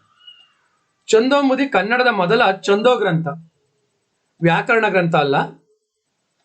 ಕರ್ನಾಟಕ ಕಾದಂಬರಿ ಅದು ಚಂಪು ಕೃತಿ. 2ನೇ ನಾಗವರ್ಮ ಆತನ ಕಾವ್ಯಾವಲೋಕನ ಮತ್ತೆ ಕರ್ನಾಟಕ ಭಾಷಾಭೂಷಣ. ಕರ್ನಾಟಕ ಭಾಷಾಭೂಷಣ ಸಂಸ್ಕೃತದಲ್ಲಿದೆ, ಅದರಲ್ಲಿ ಕನ್ನಡ ವ್ಯಾಕರಣದ ಬಗ್ಗೆ ಚರ್ಚೆ ನಡೆಯುತ್ತೆ. ಕೇಶಿರಾಜ ಕನ್ನಡದ ಮೊದಲ ವ್ಯಾಕರಣಕಾರ. ಕನ್ನಡದ ಮೊದಲ ವ್ಯಾಕರಣ ಗ್ರಂಥ ಶಬ್ದಮಣಿ ದರ್ಪಣ. 1ನೇ ಗುಣವರ್ಮ ಕೃತಿಗಳು ನಮಗೆ ಸಿಕ್ಕಿಲ್ಲ. ಈ ಪ್ರಶ್ನೆಗೆ ಸಂಬಂಧಪಟ್ಟಂತೆ ತುಂಬಾ ಜನ, ಏಕೆಂದ್ರೆ ಲಾಸ್ಟ್ ಟೈಮ್ ಎಕ್ಸಾಮ್ ನಡೆದಾಗ ಮೊದಲು ಕೀ ಆನ್ಸರ್ ಅನೌನ್ಸ್ ಮಾಡಿದ್ದು 1ನೇ ನಾಗವರ್ಮ ಅಂತ, ಆಮೇಲೆ ರಿವೈಸ್ಡ್ ಕೀ ಆನ್ಸರ್ ಇದಕ್ಕೆ 2ನೇ ನಾಗವರ್ಮ ಅಂತ ಕೀ ಆನ್ಸರ್ ನ ಬಿಟ್ರು. ಒಂದ್ ವೇಳೆ ನೀವೇನಾದ್ರು ಪ್ರಾವಿಷನಲ್ ಕೀ ಆನ್ಸರ್ ನೋಡ್ಕೊಂಡ್ರೆ ಅದಕ್ಕೆ 1ನೇ ನಾಗವರ್ಮ ಅಂತ ಇರುತ್ತೆ. 1ನೇ ನಾಗವರ್ಮ ಅಲ್ಲ, ರಿವೈಸ್ಡ್ ಕೀ ಆನ್ಸರ್ ಅಲ್ಲಿ 2ನೇ ನಾಗವರ್ಮ ಅಂತ ಆನ್ಸರ್ ನ ಚೇಂಜ್ ಮಾಡಿದ್ದಾರೆ. ಹೊಸಗನ್ನಡ ಸಾಹಿತ್ಯ ಚರಿತ್ರೆ ನಾವೇನು ಓದ್ತಾ ಇದೀವಿ ಅದ್ರ ಜೊತೆಗೆ ಸ್ಪರ್ಧಾತ್ಮಕ ಪರೀಕ್ಷೆ ದೃಷ್ಟಿಕೋನದಿಂದ ಜಾನಪದವನ್ನ ಓದ್ಕೋಬೇಕು. ಜಾನಪದ ಮಹಾಕಾವ್ಯಗಳು, ಆ ಜಾನಪದ ಮಹಾಕಾವ್ಯಗಳ ನಾಯಕರು, ಮತ್ತೆ ಅದರ ಪರಂಪರೆ, ಅದರ ಅನುಯಾಯಿಗಳು ಯಾವ ಭಾಗದಲ್ಲಿ ಕಂಡು ಬರ್ತಾರೆ ಕರ್ನಾಟಕದಲ್ಲಿ, ಅವ್ರ ಮೂಲ ಏನು, ಬೇಸಿಕ್ ಆಗಿ ಒಂದು 10ರಿಂದ 12 ಪುಟ ನೀವು ಜಾನಪದಕ್ಕೆ ಸಂಬಂಧಪಟ್ಟಂತೆ ನೋಟ್ಸ್ನ ಮಾಡ್ಕೋಬೇಕು. ನೀಲಗಾರರು ಮಂಟೆ ಸ್ವಾಮಿ, ನೀಲಗಾರರು ಮಂಟೆ ಸ್ವಾಮಿ ಪರಂಪರೆಗೆ ಸೇರಿದಂತವ್ರು. ಇನ್ನೊಂದು ಪ್ರಶ್ನೆ ಜಾನಪದಕ್ಕೆ ಸಂಬಂಧಪಟ್ಟಂತೆ, ಕೆರೆಗೆ ಹಾರ ಇದು ಜಾನಪದ ಕ್ಷೇತ್ರಕ್ಕೆ ಸಂಬಂಧಪಟ್ಟಂತೆ ಅಂತ ಗೊತ್ತಾಗುತ್ತೆ. ನಮ್ಮ ಸ್ಟಡಿ ನೋಡಿ ಹೇಗಿರ್ಬೇಕು ಅಂದ್ರೆ, ಇದು ಸ್ವಲ್ಪ ನಮ್ಮ ಸ್ಟಡಿ ಏನು ಮೇಲ್ಮೈ ಬೇಸಿಕ್ ಓದ್ಕೊಳೋದು ಅಂತೀವಲ್ಲ, ಬೇಸಿಕ್ ಓದ್ಕೊಂಡ್ರೆ ಈ ಪ್ರಶ್ನೆಗೆ ಅಟೆಂಡ್ ಮಾಡೋದು ಕಷ್ಟ ಆಗುತ್ತೆ. ಜನಪದ ಕಥನ ಗೀತೆ, ಜನಪದ ಗೀತೆ, ಜನಪದ ಮಹಾಕಾವ್ಯ, ಜನಪದ, ಎಲ್ಲ ಜನಪದ ಜನಪದ ಜನಪದ ಅಂತ ಇದೆ. ಇಲ್ಲಿ ಸ್ವಲ್ಪ ನಮಗೆ ಗೊಂದಲ ಆಗುತ್ತೆ. ಏನ್ ಗೊಂದಲ? ಯಾವುದು ಜನಪದ ಗೀತೆನೋ ಜನಪದ ಕಥನ ಗೀತೆನೋ ಅಂತ. ಅದಕ್ಕೆ ಸರಿಯಾದಂತ ಉತ್ತರ ಜನಪದ ಕಥನ ಗೀತೆ. ಇನ್ನೊಂದು ಪ್ರಶ್ನೆ, ಜೈಮಿನಿ ಭಾರತವು ಭಾಮಿನಿ ಷಟ್ಪದಿಯಲ್ಲಿದೆ. ಅಂದ್ರೆ ಅಲ್ಲಿ ಬೋಲ್ಡ್ ಮಾಡಿ ಅಂಡರ್ಲೈನ್ ಮಾಡಿದ್ದಾರೆ, ಅದು ತಪ್ಪಿದೆ. ಇಲ್ಲಿ 4 ಇರ್ತಕ್ಕಂಥ ಆಪ್ಷನ್ ಅಲ್ಲಿ ಅದು ಯಾವ್ದು ರೀಪ್ಲೇಸ್ ಆಗ್ಬೇಕು ಅಂತ. ವಾರ್ಧಕ, ಕುಸುಮ, ಪರಿವರ್ಧಿನಿ, ಶರ. ಕನ್ನಡದಲ್ಲಿ ಭಾಮಿನಿ ಷಟ್ಪದಿ ಮತ್ತೆ ವಾರ್ಧಕ ಷಟ್ಪದಿ ಕಾವ್ಯದಲ್ಲಿ ಹೆಚ್ಚು ಬಳಕೆ ಆಗಿದೆ. ಅದರಲ್ಲೂ ಭಾಮಿನಿ ಷಟ್ಪದಿ ಸ್ವಲ್ಪ ಹೆಚ್ಚು ಬಳಕೆ ಆಗಿದೆ ಮತ್ತೆ ಪ್ರಖ್ಯಾತಿಯನ್ನು ಹೊಂದಿದೆ. ಕುಸುಮ, ಪರಿವರ್ಧಿನಿ, ಶರ ಬಳಕೆ ಆಗಿಲ್ಲ ಅಂತ ಬಳಕೆ ಆಗಿದಾವೆ ಕಡಿಮೆ ಕಾವ್ಯದಲ್ಲಿ. ಲಕ್ಷ್ಮೀಶನ ಜೈಮಿನಿ ಭಾರತ ವಾರ್ಧಕ ಷಟ್ಪದಿಯಲ್ಲಿ ರಚನೆ ಆಗಿರ್ತಕ್ಕಂಥ ಒಂದು ಕಾವ್ಯ. ನೀವು ಭಾಮಿನಿ ಷಟ್ಪದಿ ಮತ್ತೆ ವಾರ್ಧಕ ಷಟ್ಪದಿಗೆ ಸಂಬಂಧಪಟ್ಟಂತೆ ಮುಖ್ಯವಾಗಿ ಒಂದು 10 ರಿಂದ 12 ಕೃತಿಗಳನ್ನ ನೋಡ್ಕೋಬೇಕಾಗುತ್ತೆ. ಈ ಸ್ಲೈಡ್ ನಾನು ತೋರಿಸ್ತಾ ಇದ್ದೀನಿ. ಭಾಮಿನಿ ಷಟ್ಪದಿ, ಕುಮಾರವ್ಯಾಸ ಭಾರತ, ಪ್ರಭುಲಿಂಗ ಲೀಲೆ, ತೊರವೆ ರಾಮಾಯಣ, ರಾಮಧಾನ್ಯ ಚರಿತ್ರೆ, ನಳ ಚರಿತ್ರೆ, ಹರಿಭಕ್ತಿ ಸಾರ, ಹರಿಕಥಾಮೃತ ಸಾರ. ವಾರ್ಧಕ ಷಟ್ಪದಿ ಶಿವತತ್ವ ಚಿಂತಾಮಣಿ, ಜೈಮಿನಿ ಭಾರತ, ರಾಮ ಪಟ್ಟಾಭಿಷೇಕ, ಚನ್ನಬಸವ ಪುರಾಣ. ಇಷ್ಟನ್ನ ಓದ್ಕೊಂಡು ಇನ್ನುಳಿದಂತ ಭಾಮಿನಿ ಷಟ್ಪದಿ ಮತ್ತೆ ವಾರ್ಧಕ ಷಟ್ಪದಿನ ಓದ್ಕೋಬೇಕು. ಯಾವಾಗಲೂ ಸ್ಪರ್ಧಾತ್ಮಕ ಪರೀಕ್ಷೆ ಅಂದ್ರೆ ಹಾಗೆ. ಈಗ ಇಷ್ಟೇನ ಸರ್ ಇರೋದು ಭಾಮಿನಿ ಷಟ್ಪದಿ ಮತ್ತೆ ವಾರ್ಧಕ ಷಟ್ಪದಿ? ಇಷ್ಟೇ ಇಲ್ಲ. ಯಾರೇ ಒಬ್ಬ ಅಭ್ಯರ್ಥಿ ಕಾಂಪಿಟೇಟಿವ್ ಎಕ್ಸಾಮ್ ರೆಡಿ ಆಗ್ಬೇಕಾದ್ರೆ ಮೊದಲು ಭಾಮಿನಿ ಷಟ್ಪದಿ ವಾರ್ಧಕ ಷಟ್ಪದಿಗೆ 10 ರಿಂದ 12 ಓದ್ಕೊಂಡು ಪರ್ಫೆಕ್ಟ್ ಆದ್ಮೇಲೆ ನಂತರ ಇನ್ನೊಂದು 10, ನಂತರ ಇನ್ನೊಂದು 10 ಓದ್ಕೊಳೋದು. ಮೊದಲೇ 30 ಓದ್ಕೊಳಕ್ ಹೋದ್ರೆ ಏನಾಗುತ್ತೆ, ತುಂಬಾ ಟಾಪಿಕ್ ಕಾಂಪಿಟೇಟಿವ್ ಎಕ್ಸಾಮ್ ಇರೋದ್ರಿಂದ ನಾವು ಇದನ್ನು ತಿಳ್ಕೊಳಕ್ ಆಗಲ್ಲ. ಯಾಕೆಂದ್ರೆ ಕಾಂಪಿಟೇಟಿವ್ ಎಕ್ಸಾಮ್ ಹೇಗೆ ಅಂದ್ರೆ ಮುಖ್ಯವಾದಂತ ಬೇಸಿಕ್ ನ ಓದ್ಕೊಂಡು ನಂತರ ಇನ್ನುಳಿದಂತ ವಿಷಯಗಳಿಗೆ ಶಿಫ್ಟ್ ಆಗ್ಬೇಕು. ಕನಕದಾಸರ ಪೂರ್ವಾಶ್ರಮದ ಹೆಸರು ಶ್ರೀನಿವಾಸ ನಾಯಕ. ಅಲ್ಲಿ ಕನಕದಾಸರ ಅನ್ನೋ ಪ್ಲೇಸ್ ಅಲ್ಲಿ ಯಾವ್ದು ಬರಬೇಕು? ಪುರಂದರದಾಸರು ಬರಬೇಕು. ಕಾರಣ ಏನು ಅಂತ ಹೇಳಿದ್ರೆ ಪುರಂದರದಾಸರ ಪೂರ್ವಾಶ್ರಮದ ಹೆಸರು ಶ್ರೀನಿವಾಸ ನಾಯಕ. ನಂಜುಂಡ ಕವಿ ಮಿತ್ರವಿಂದ ಗೋವಿಂದ ನಾಟಕ ಬರೆದಿದ್ದಾರೆ. ಈ 4 ಇರ್ತಕ್ಕಂಥ ಆಪ್ಷನ್ ಅಲ್ಲಿ ಸಿಂಗರಾರ್ಯ ಕನ್ನಡದ ಮೊದಲ ನಾಟಕ, ಮಿತ್ರವಿಂದ ಗೋವಿಂದ. ಇಲ್ಲಿ ನಂಜುಂಡ ಕವಿ, ಕುಮಾರರಾಮನ ಕಥೆ ಅಂತ ಹೇಳ್ಬಿಟ್ಟು ಇನ್ನೊಂದು ಕೃತಿ ಬರುತ್ತೆ. ಮತ್ತೆ ಚಾಮರಸ, ಪ್ರಭುಲಿಂಗ ಲೀಲೆ. ಇಲ್ಲಿ ತಿರುಮಲಾರ್ಯ ಕೃತಿಗಳು 4 ಇದಾವೆ. ಅದರಲ್ಲೂ ಅಪ್ರತಿಮ ವೀರ ಚರಿತ ಅನ್ನೋದು ಮುಖ್ಯ. ಮತ್ತೆ ಚಿಕ್ಕದೇವರಾಯ ಒಡೆಯರ ಬಗ್ಗೆ ಕೃತಿಗಳು ಬರ್ತವೆ.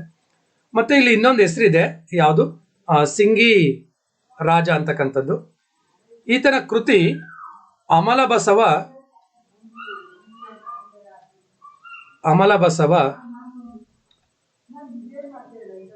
ರಾಜ ಚರಿತ್ರ. ಈತ 1500 ಒಬ್ಬ ಕವಿ. ಏನು? ವೀರಶೈವ ಕವಿ. ಯಾಕೆಂದ್ರೆ ಹಳಗನ್ನಡಕ್ಕೆ ಸಂಬಂಧಪಟ್ಟಂತೆ, ನಡುಗನ್ನಡಕ್ಕೆ ಸಂಬಂಧಪಟ್ಟಂತೆ ಧರ್ಮದ ಆಧಾರದ ಮೇಲೆ ಕೆಲವೊಂದು ಪ್ರಶ್ನೆಗಳು ಬರ್ತವೆ. ಮತ್ತೆ ಇನ್ನೊಂದೇನು ಅಂತ ಹೇಳಿದ್ರೆ ಸಾಳುವ ನರಸಿಂಹನ ಆಸ್ಥಾನದಲ್ಲಿದ್ದಂತ ಕವಿ. ನಯಸೇನನು ಕರ್ನಾಟಕ ಕಾದಂಬರಿ ಕೃತಿಯನ್ನ ಬರೆದನು. ನಾನು ಹಿಂದೆ ಡಿಸ್ಕಷನ್ ಮಾಡಿದೆ. 1ನೇ ನಾಗವರ್ಮನ ಕೃತಿಗಳು ಚಂದೋಂಬುದಿ ಮತ್ತೆ ಕರ್ನಾಟಕ ಕಾದಂಬರಿ ಒಂದು ಇದಿದೆಯಲ್ಲ, ಚಂಪು ಕಾವ್ಯ. ಕಾದಂಬರಿ ಅನ್ನೋದು ಒಂದು ಪಾತ್ರದ ಹೆಸರು. ನಯಸೇನಂದು ಧರ್ಮಾಮೃತ.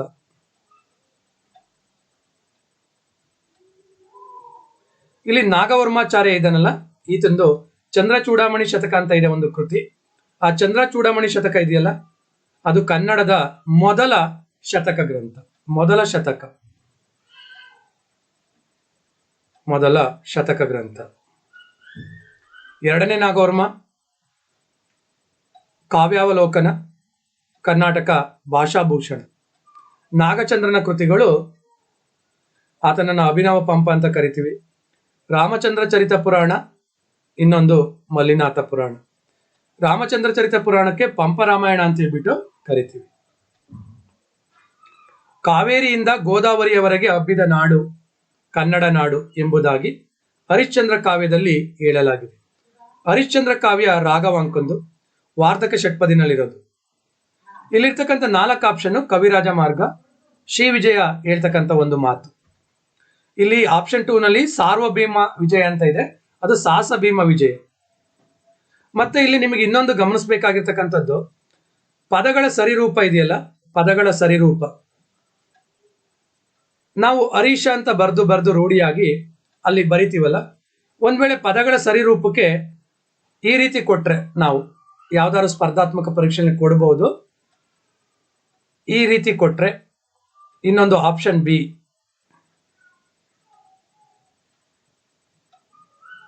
ಈ ತರ ಕೊಡ್ತಾರೆ. ಆಗ ನಾವು ಹೆಚ್ಚು ಆಯ್ಕೆ ಮಾಡ್ಕೊಳ್ಳುವಂತ ಸಾಧ್ಯತೆ ಇರೋ ಉತ್ತರ ಯಾವುದು ಅಂದ್ರೆ ಆಪ್ಷನ್ ಎ. ಆದ್ರೆ ಆಪ್ಷನ್ ಎ ಅಲ್ಲ, ಆಪ್ಷನ್ ಬಿ ಸರಿಯಾದಂತ ಉತ್ತರ.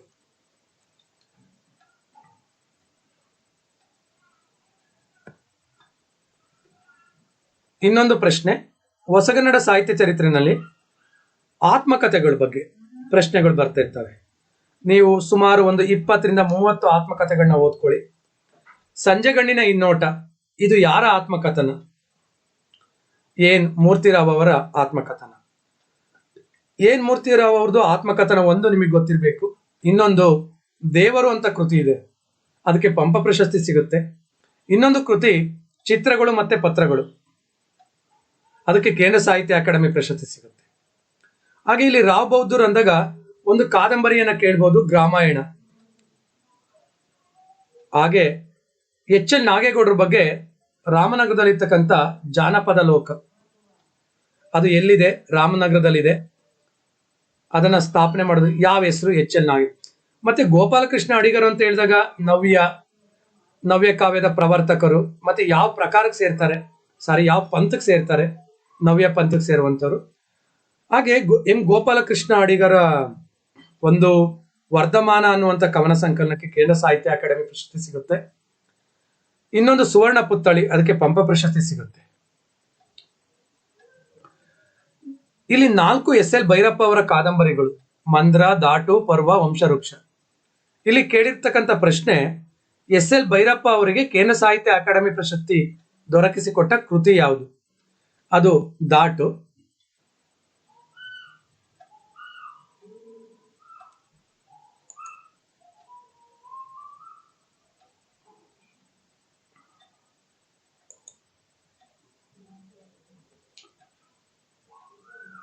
ದಾಟು ಕೇಂದ್ರ ಸಾಹಿತ್ಯ ಅಕಾಡೆಮಿ ಪ್ರಶಸ್ತಿಯನ್ನ. ಮತ್ತೆ ಮಂದ್ರ ಕೃತಿ ಇದೆಯಲ್ಲ, ಇದಕ್ಕೆ ಸರಸ್ವತಿ ಸಮ್ಮಾನ್ ಪ್ರಶಸ್ತಿ ಸಿಗುತ್ತೆ. ವಂಶವೃಕ್ಷ ಇದೆಯಲ್ಲ, ಇದು ಚಲನಚಿತ್ರ ಆಗಿದೆ.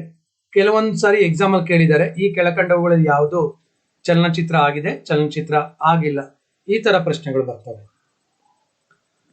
ಇಗೋ ಕನ್ನಡ ಎಂಬ ಹೆಸರಿನ ಅಂಕಣ ಬರೆಯುತ್ತಿದ್ದವರು, ಈಗ ಅದು ಇಗೋ ಕನ್ನಡ ಸಂಪುಟ 1, 2, 3 ಅಂತ ಹೇಳ್ಬಿಟ್ಟು ನವಕರ್ನಾಟಕ ಪಬ್ಲಿಕೇಶನ್ ಇಂದ ಪ್ರಕಟ ಆಗ್ತಾ ಇದೆ. ಇಗೋ ಕನ್ನಡ ಒಂದು ಸಾಮಾಜಿಕ ನಿಘಂಟು, ಭಾಷೆ, ಕನ್ನಡ ನಾಡುನುಡಿ, ಕನ್ನಡ ಸಂಸ್ಕೃತಿ ಬಗ್ಗೆ ಸಾಕಷ್ಟು ಜನ ಕೇಳಿರ್ತಕ್ಕಂಥ ಪ್ರಶ್ನೆಗಳನ್ನ ಜಿ ವೆಂಕಟ ಸುಬ್ಬಯ್ಯ ಅವರು ಅದಕ್ಕೆಲ್ಲ ಉತ್ತರ ಕೊಟ್ಟಿದ್ದಾರೆ. ಸಾಕಷ್ಟು ಸ್ಪರ್ಧಾತ್ಮಕ ಪರೀಕ್ಷೆಗಳಿಗೆ FD/ST ಮತ್ತೆ ಜನರಲ್ ಕನ್ನಡಕ್ಕೆ ಅನುಕೂಲ ಆಗುವಂತ ಪುಸ್ತಕ. ಜಿ ವೆಂಕಟ ಸುಬ್ಬಯ್ಯ ಅವರದ್ದು ಇನ್ನೊಂದು ಪುಸ್ತಕ ಇದೆ, ಎರವಲು ಪದಕೋಶ. ಈ ಎರವಲು ಪದಕೋಶ ಕನ್ನಡ ಭಾಷೆಗೆ ಬೇರೆ ಬೇರೆ ಭಾಷೆಯಿಂದ ಯಾವ್ಯಾವ ಪದಗಳು ಬಂದು ಸೇರ್ಕೊಂಡಿದ್ದಾವೆ, ಹೇಗೆ ಸೇರ್ಕೊಂಡಿದ್ದಾವೆ ಅನ್ನೋದ್ರ ಬಗ್ಗೆ ವಿವರಣೆಯನ್ನ ಕೊಟ್ಟಿದ್ದಾರೆ. ಇಲ್ಲಿ ಪಾವೆಂ ಆಚಾರ್ಯ ಅವ್ರದ್ದು ಪದಾರ್ಥ ಚಿಂತಾಮಣಿ ಅಂತ ಹೇಳ್ಬಿಟ್ಟು ಒಂದು ಕೃತಿ ಇದೆ. KV ನಾರಾಯಣ ಅವರು ಭಾಷಾ ವಿಜ್ಞಾನಕ್ಕೆ ಸಂಬಂಧಪಟ್ಟಂತೆ ಸಾಕಷ್ಟು ಕೆಲಸವನ್ನು ಮಾಡಿದ್ದಾರೆ. ಮೊದಲೆಲ್ಲ FD/ST ನಲ್ಲಿ ಹೊಂದಿಸಿ ಬರೆಯಿರಿ ಈ ರೀತಿ ಪ್ರಶ್ನೆಗಳನ್ನ ಕೊಡ್ತಾ ಇರಲಿಲ್ಲ, ಸ್ವಲ್ಪ ಕಡಿಮೆ ಇದ್ದು. ಈಗ ಹೊಂದಿಸಿ ಬರೆಯಿರಿ ಈ ರೀತಿ ಪ್ರಶ್ನೆಗಳನ್ನ ಕೊಡ್ತಾ ಇದ್ದಾರೆ. ನಾನಿಲ್ಲಿ ನಿಮಗೆ ನೋಡಿ, ಹರಿಶ್ಚಂದ್ರ ಕಾವ್ಯ ಒಂದು, ಅದು ಷಟ್ಪದಿನಲ್ಲಿರ್ತಕ್ಕಂಥದ್ದು. ಇದಕ್ಕೆ ಸರಿಯಾದಂತ ಉತ್ತರ ಆಪ್ಷನ್ 2. ನಾನಿಲ್ಲಿ ಗುರ್ತಾಕಿರ್ತೀನಿ. ಹರಿಶ್ಚಂದ್ರ ಕಾವ್ಯ ಷಟ್ಪದಿ, ಆದಿಪುರಾಣ ಚಂಪು, ಭರತೇಶ ವೈಭವ ಸಾಂಗತ್ಯ, ಅಜಿತ ತೀರ್ಥಂಕರ ಪುರಾಣ ಅಜಿತ ತೀರ್ಥಂಕರ ಪುರಾಣ ಕಂದ, ಹರಿಶ್ಚಂದ್ರ ಕಾವ್ಯ ರಾಘವಂಕಂದು, ಆದಿಪುರಾಣ ಪಂಪಂದು, ಭರತೇಶ ವೈಭವ ರತ್ನಾಕರ ಒಣ್ಣಿದು, ಅಜಿತ ತೀರ್ಥಂಕರ ಪುರಾಣ ರನ್ನಂದು. ಅದಕ್ಕೆ ಕೆಲವೊಂದ್ಸರಿ ಎಕ್ಸಾಮ್ ಅಲ್ಲಿ ಅಜಿತ ಪುರಾಣ ಅಂತಾನು ಕೊಡ್ತಾರೆ, ಕೆಲವೊಂದ್ಸರಿ ಅಜಿತ ತೀರ್ಥಂಕರ ಪುರಾಣ ಅಂತಾನು ಕೊಟ್ಟಿದ್ದಾರೆ. ವೈದೇಹಿ ಇದು ಯಾರ ಕಾವ್ಯನಾಮ? ನೀವು ಎಲ್ಲ ಪ್ರಶ್ನೆಗಳನ್ನ ಸ್ವಲ್ಪ ಅಬ್ಸರ್ವ್ ಮಾಡಬೇಕು. ಯಾವ ತರ ಡಿಸ್ಟ್ರಿಬ್ಯೂಷನ್ ಆಗಿದೆ? ಜಾನಕಿ ಎಸ್ ಮೂರ್ತಿ. ತಿರುಮಲೆ ರಾಜಮ್ಮ ಇದೆಯಲ್ಲ, ಇದು ಭಾರತಿ ಅನ್ನುವಂತ ಒಂದು ಕಾವ್ಯನಾಮ. ಹಾಗೆ BN ಸುಬ್ಬಮ್ಮ, ವಾಣಿ, ವೆಂಕಟಲಕ್ಷ್ಮಿ, ಅನುಪಮ ನಿರಂಜನ. ನೆಕ್ಸ್ಟ್ ಎಕ್ಸಾಮ್ ಅಲ್ಲಿ ಇವ್ರ ಬಗ್ಗೆ ಕೇಳ್ಬೋದು. ವೈದೇಹಿ ಅವರಿಗೆ ಕೇಂದ್ರ ಸಾಹಿತ್ಯ ಅಕಾಡೆಮಿ ಪ್ರಶಸ್ತಿನೂ ಸಿಗುತ್ತೆ. ಅಜಗಣ್ಣ ಇದು ಯಾರ ವಚನಗಳ ಅಂಕಿತ? SDL ಒಂದು ಕೊಟ್ಟಿದ್ದಾರೆ, FDL ಒಂದು ಕೊಟ್ಟಿದ್ದಾರೆ. ಕೆಲವೊಂದ್ ಕಡೆ ಅಜಗಣ್ಣ ತಂದೆ ಅಂತಾನೆ. ಈಗ ಹೈಸ್ಕೂಲ್ ಬುಕ್ ಅಲ್ಲಿ ಮುಕ್ತಾಯಕ್ಕನ ವಚನಗಳ ಬಗ್ಗೆ ಕೊಟ್ಟಂತ ಸಂದರ್ಭದಲ್ಲಿ ಅಜಗಣ್ಣ ತಂದೆ ಅಂತ ಇದೆ. ಅಜಗಣ್ಣ ತಂದೆ ಮತ್ತೆ ಅಜಗಣ್ಣ ಮುಕ್ತಾಯಕ್ಕನ ವಚನಗಳ ಅಂಕಿತ ನಾಮ. ಅಕ್ಕಮಾದೇವಿದು ಚನ್ನಮಲ್ಲಿಕಾರ್ಜುನ. ಗಂಗಾಂಬಿಕೆ ಗಂಗಾಪ್ರಿಯ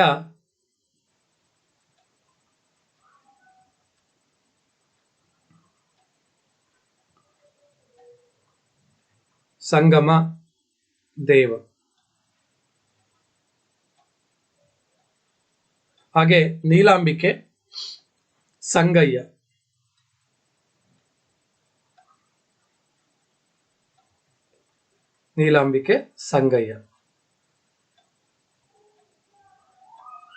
ಕೆಳಗಿನವರಲ್ಲಿ ಪಂಪ ಪ್ರಶಸ್ತಿ ವಿಜೇತ ಕವಿ.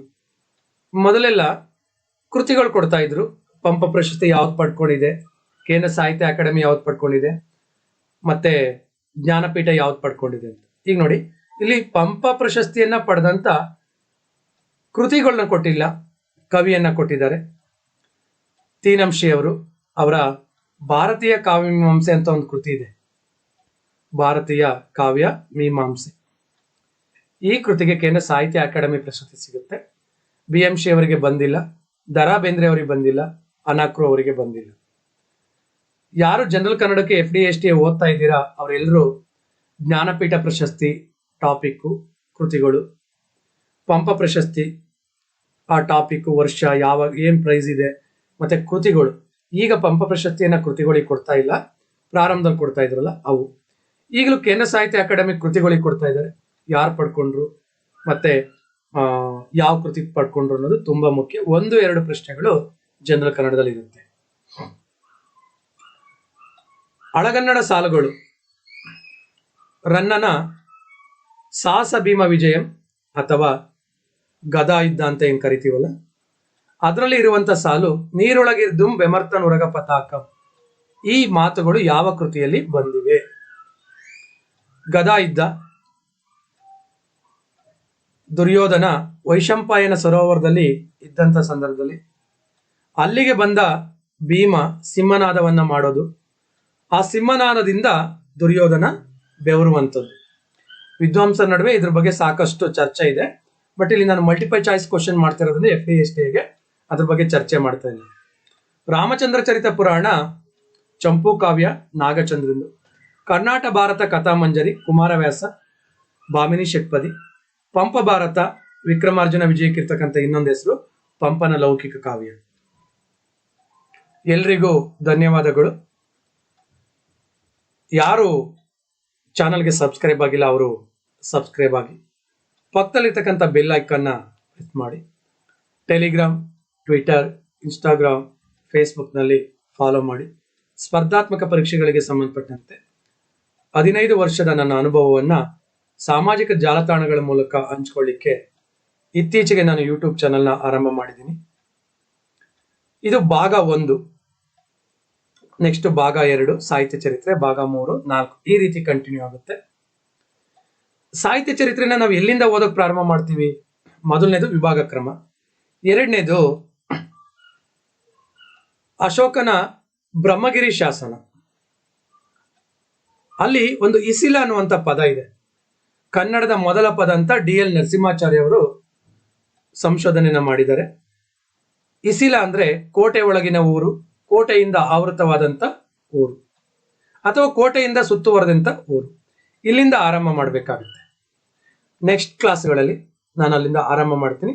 ಅದಕ್ಕಿಂತ ಮುಂಚೆ ಸ್ವಲ್ಪ ಪ್ರಶ್ನೆಗಳು ಯಾವ್ಯಾವ ರೀತಿ ಬಂದಿದ್ದಾವೆ ಸಾಹಿತ್ಯ ಚರಿತ್ರೆ ಸಂಬಂಧಪಟ್ಟಂತೆ ನೆಕ್ಸ್ಟ್ ಕ್ಲಾಸಲ್ಲಿ ಪಾರ್ಟ್ 2 ಸಾಹಿತ್ಯ ಚರಿತ್ರೆಯಲ್ಲಿ ಗ್ರೂಪ್ ಸಿ ಎಕ್ಸಾಮ್ಸ್ ಅಲ್ಲಿ ಯಾವ ರೀತಿ ಕೊಟ್ಟಿದ್ದಾರೆ ಅನ್ನೋದನ್ನ ನೋಡೋಣ. ಅದಕ್ಕಿಂತ ಮುಂಚೆ ಒಂದು ವಿಷಯನ ಹೇಳ್ಬೇಕಿತ್ತು, ನಾನು ಮರ್ತು ಬಿಟ್ಟೆ. ಯಾವ್ಯಾವ ತರ ಕ್ವಶನ್ಸ್ ಬಂದಿದ್ದಾವೆ ನೋಡಿ. ಹಳಗನ್ನಡ ಸಾಲು, ಪಂಪ ಪ್ರಶಸ್ತಿ, ವಚನಗಳ ಅಂಕಿತ ನಾಮ, ಕಾವ್ಯನಾಮ, ಕೃತಿಗಳು ಮತ್ತೆ ಛಂದೋ ಪ್ರಕಾರ, ಅಂಕಣಗಳ ಬಗ್ಗೆ, ಕೇಂದ್ರ ಸಾಹಿತ್ಯ ಅಕಾಡೆಮಿ ಪ್ರಶಸ್ತಿ, ಆತ್ಮಕಥೆ, ಕಾವ್ಯದಲ್ಲಿರ್ತಕ್ಕಂಥ ವಿಚಾರ, ಇಲ್ಲಿ ಹಳಗನ್ನಡ ಕೃತಿ ಬಗ್ಗೆ, ನಾಟಕದ ಬಗ್ಗೆ, ನಡುಗನ್ನಡ ದಾಸ ಸಾಹಿತ್ಯದ ಬಗ್ಗೆ, ಮತ್ತೆ ಷಟ್ಪದಿ ನಡುಗನ್ನಡದಿಂದ ಬಂದಿರತಕ್ಕಂಥ ಪ್ರಶ್ನೆ, ಜಾನಪದ, ಹಳಗನ್ನಡ, ಮತ್ತೆ ಸಂಶೋಧನೆ ಅಂದ್ರೆ ಭಾಷಾ ವಿಜ್ಞಾನಕ್ಕೆ ಸಂಬಂಧಪಟ್ಟಂತ ಕೃತಿಗಳು, ಮತ್ತೆ ಗುಂಪಿಗೆ ಸೇರಿದನ್ನು ಗುರುತಿಸಿ. ನಾನು ಇದನ್ನ ಕೊನೆಗೆ ಮತ್ತೆ ಇನ್ನೊಂದ್ಸರಿ ಯಾಕೆ ಸ್ಲೈಡ್ ಮೂವ್ ಮಾಡಿ ಹೇಳ್ತಾ ಇದ್ದೀನಿ ಅಂತ ಹೇಳಿದ್ರೆ ಕಾರಣ ಇಷ್ಟೇ. ಅಂದ್ರೆ ಒಂದೇ ಏರಿಯಾದಲ್ಲಿ ಪ್ರಶ್ನೆಗಳು ಬಂದಿಲ್ಲ, ಮತ್ತೆ ಒಂದೇ ಟಾಪಿಕ್ ಮೇಲೆ ಬಂದಿಲ್ಲ. ಬರೀ ಹಳಗನ್ನಡ ಬಂದಿಲ್ಲ, ಬರೀ ನಡುಗನ್ನಡ, ಬರೀ ಹೊಸಗನ್ನಡ ಬಂದಿಲ್ಲ. ಮತ್ತೆ ಅದ್ರ ಜೊತೆ ಬೇರೆ ಬೇರೆ ಪ್ರಶ್ನೆಗಳು ಬೇರೆ ಬೇರೆ ರೀತಿಯಲ್ಲಿ ಬಂದಿದ್ದಾವೆ. ಎಲ್ರಿಗೂ ಧನ್ಯವಾದಗಳು. ನೆಕ್ಸ್ಟ್ ವಿಡಿಯೋಗಳನ್ನ ಅಪ್ಲೋಡ್ ಮಾಡ್ತೀನಿ. ಆ ಸಂದರ್ಭದಲ್ಲಿ ಇನ್ನಷ್ಟು ಸಾಕಷ್ಟು ಅನುಭವಗಳನ್ನ ನಾನು ನಿಮ್ಮ ಜೊತೆ ಹಂಚ್ಕೊಳ್ತೀನಿ. ಎಲ್ರಿಗೂ ಧನ್ಯವಾದ.